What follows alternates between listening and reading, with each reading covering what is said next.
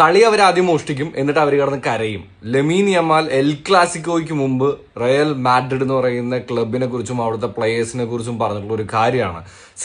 Yamal എന്ന് പറയുമ്പോൾ ഒരു ടാലന്റഡ് ആയിട്ടുള്ള ഒരു പ്ലെയർ ആണ്, എല്ലാം നമ്മൾ അക്സെപ്റ്റ് ചെയ്യുന്ന കാര്യമാണ്. പലപ്പോഴും പല കാര്യങ്ങൾക്കും ആസ് എ ബാഴ്സലോണ ഫാൻ നമ്മൾ ഡിഫെൻഡ് ചെയ്യുന്നതാണ്. പക്ഷേ ഒരു പരിധിയിൽ കൂടുതലുള്ള ഈ പറയുന്നത് പോലെ തന്നെ disrespect towards any player or any club, അത് നമുക്ക് അക്സെപ്റ്റ് ചെയ്യാൻ പറ്റുമോ എന്നുള്ളത് ഒരു വലിയ ചോദ്യമാണ് കേട്ടോ.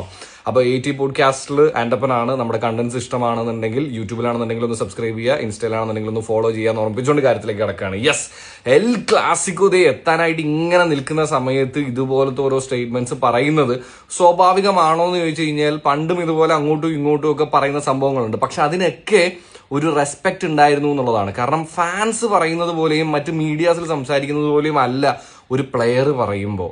എസ്പെഷ്യലി നമ്പർ 10, ബാഴ്സലോണയുടെ നമ്പർ 10 പ്ലെയർ ആയിട്ട് നിൽക്കുകയാണ്. ജേഴ്സി നമ്പർ 10 എന്ന് പറയുമ്പോൾ നമ്മുടെ മനസ്സിലേക്കൊക്കെ ഓടി വരുന്നത് മെസ്സിയാണ്.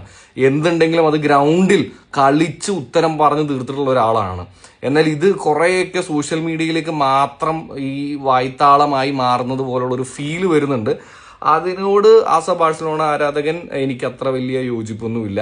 പിന്നെ സ്വാഭാവികമായിട്ടും നമുക്കറിയാലോ, റയൽ മാഡ്രിഡും ബാഴ്സലോണ എന്ന് പറയുമ്പോൾ ആ ഒരു ഫൈറ്റ് എപ്പോഴും ഉണ്ടാവും.